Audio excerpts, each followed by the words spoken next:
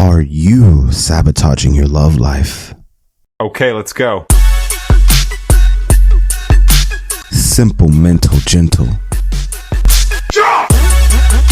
Today I'll be sharing 3 mistakes to avoid in relationships and ways to overcome these challenges. Before I begin, I want to read some breakup statistics. If you want the full article, check the video description down below. On an average, 70% of breakups occur mostly in the first year of a relationship. 60% of couples make up after a breakup. Men heal faster than women after breakup. Women initiate the majority of divorces in the US at 70%. Most breakups happen around the spring and summer seasons. A little weird. Infidelity is the cause of 60% of couple breakups. 71% feels 3 months is enough time to heal from breakup. 71% of breakup victims focus on thinking about their ex too frequently. I know I said a lot of things, so if you want to rewind that, please do. Keep these stats in mind as I continue discussing this topic. Number 1, 58% of couples admit that too much arguing and conflict led to their breakup. I remember when I was a high schooler, 17 years old. Oh my God, that seems like a long time ago. But yeah, I was in high school. It was the first time that I ever been in a relationship. I was quote unquote in love. And I remember just like it was yesterday, many times me and my ex-girlfriend argued over the dumbest thing. Were we going out to eat? Why are you liking this picture on Instagram? Why are you not meeting me outside of my class at the time that I asked you to? And there's one particular story I'd like to share. I remember having a best friend from Russia. She was a foreign exchange student and she was into girls. Shocker, right? Oh my gosh. She was into girls and me and her became really good friends. And one time she posted a selfie with me on Instagram and the caption said, "I love you," something like that. I love my friends. Well, my ex-girlfriend saw that and she threw a fit. I'm telling you, she could not control herself. So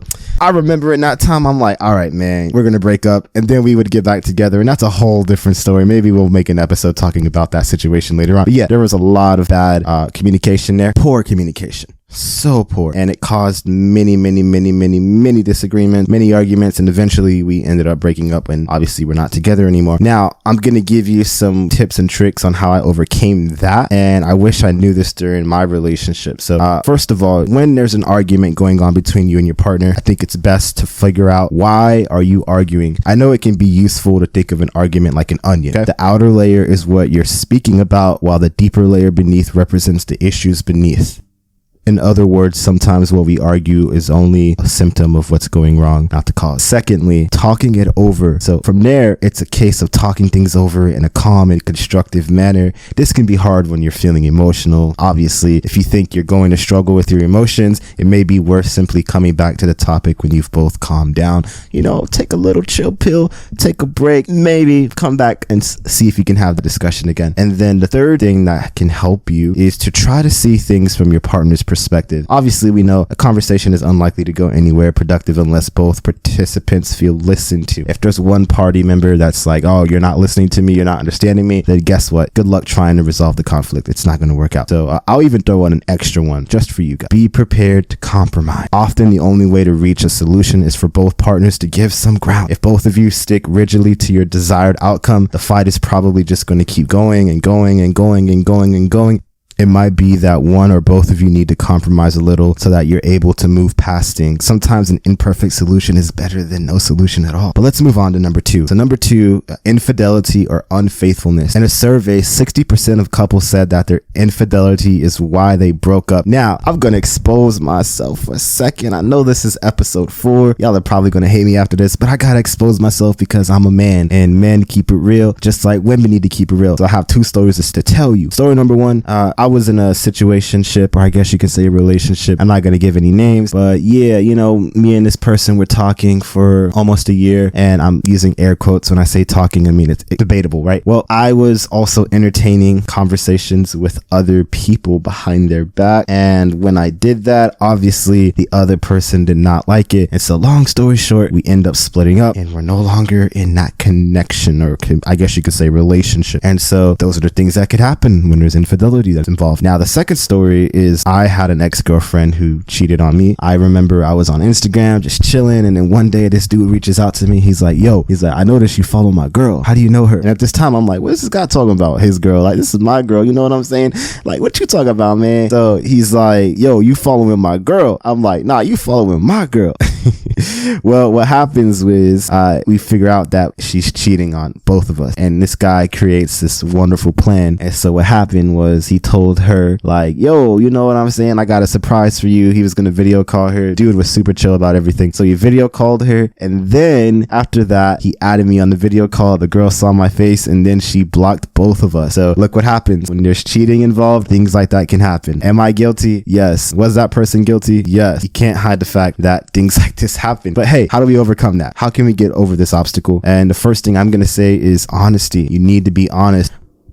One way revolving around how to be faithful in a relationship is to be honest with your partner. And if there are times that you need to be reassured of what you mean to them or how they feel about you, it is okay to ask them about this. You should also be open with them no matter what happens. Even if you make a mistake, this can show them that you care, even if they are hurt. Secondly, I would say is to have reasonable expectations. To have faithfulness in your relationship, you have to ensure that you aren't expecting too much from your partner. For example, you shouldn't expect them to put their all into a relationship when you aren't willing to. Cultivating a lasting relationship takes time and effort, and you need to hold up your end of the bargain. Now, number three, which is probably the most important one, at least in my opinion, a lack of commitment.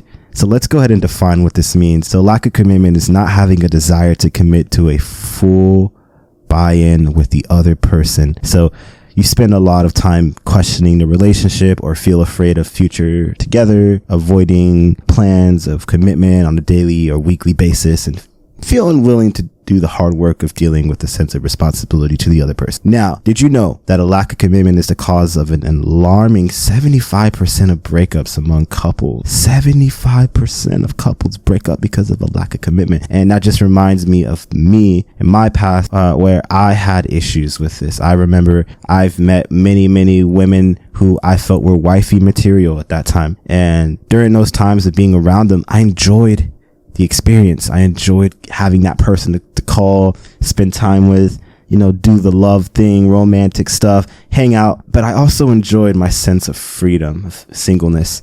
And I always wrestled with it. I always went back and forth like, should I be single? Should I be in a relationship? Should I be single? Should I be in a relationship?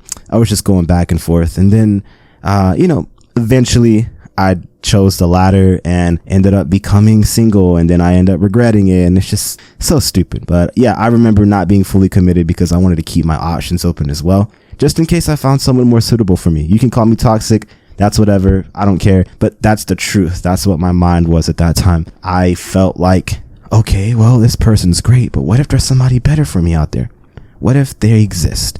What if there's someone more suitable for me? So how did I overcome this? Well, first of all, I needed to be honest with myself. And if I couldn't accept the fact that this was an issue, then obviously there's no point in me trying to seek improvement. So I would encourage you to first be honest with yourself. Be honest where you are in life. And after I began to become more honest with who I was, I began to seek therapy. My therapist helped me understand why I had a fear of commitment. So I highly recommend, if you find yourself in a similar mindset, please consider therapy. Another thing I'd add on to it is I would suggest for you to practice commitment in other areas.